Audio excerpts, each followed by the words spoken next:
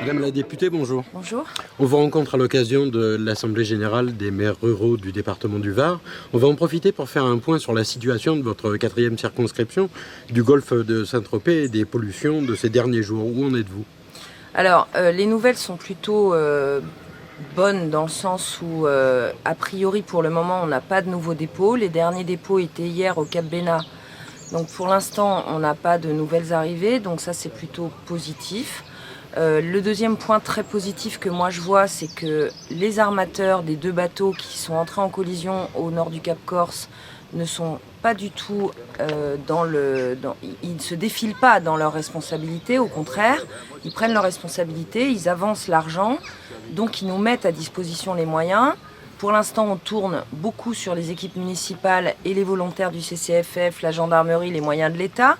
Mais à partir de lundi, c'est cette société, le FLOC des pollutions, qui est spécialisée là-dessus dans le monde entier, qui est mandatée par les armateurs et rémunérée par les armateurs pour réaliser les travaux de longue haleine, puisqu'il ne faut pas se leurrer, ça va être très long de tout nettoyer. Alors, un point de détail, on a vu des bénévoles arriver et se proposer à collaborer à cette dépollution. Pour autant, ils ne doivent pas le faire. Vous pouvez nous rappeler pourquoi? Alors, en réalité, les bénévoles, c'est-à-dire que c'est à l'appréciation des maires. Soit ils choisissent de prendre des bénévoles, évidemment en les encadrant énormément parce que ce n'est pas un travail des produits dangereux, anodin, c'est un produit dangereux absolument. Et de par le passé, les maires sont parfois un peu frileux parce qu'il y a des bénévoles qui ont porté plainte après avoir nettoyé les plages. Donc c'est vrai que ça crée un petit doute sur finalement le bien fondé du vœu de départ positif d'aller faire ce nettoyage. Ce grave accident nous rappelle la fragilité de notre littoral. Bien sûr, ça nous dit qu'effectivement on n'est jamais à l'abri que quelque chose se passe. Je pense qu'en plus, dans la tête des gens, le Cap Corse c'était loin. Et finalement, on s'aperçoit que non, c'est pas si loin et qu'en une semaine, une pollution peut parcourir la Méditerranée. Dès que le vent pousse vers nous, on aurait pu avoir le golfe de Gênes touché de la même manière, mais il s'est trouvé que c'était nous.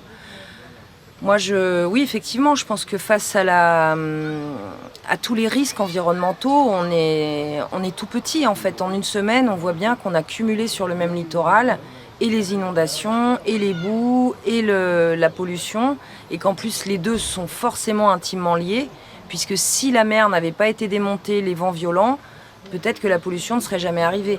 Mais le problème, c'est que ça a cassé la houle de la mer, a cassé les nappes, les a rendues, la boue qui s'était déversée dans la mer a rendu les nappes moins visibles à l'œil nu sur la surveillance hélicoptère ou dronistique, et évidemment, qu'à la fin de la fin, ça provoque quelque chose qui n'était pas vraiment complètement parable. Eh bien, écoutez, Madame la députée, je vous remercie pour ce point précis. Merci.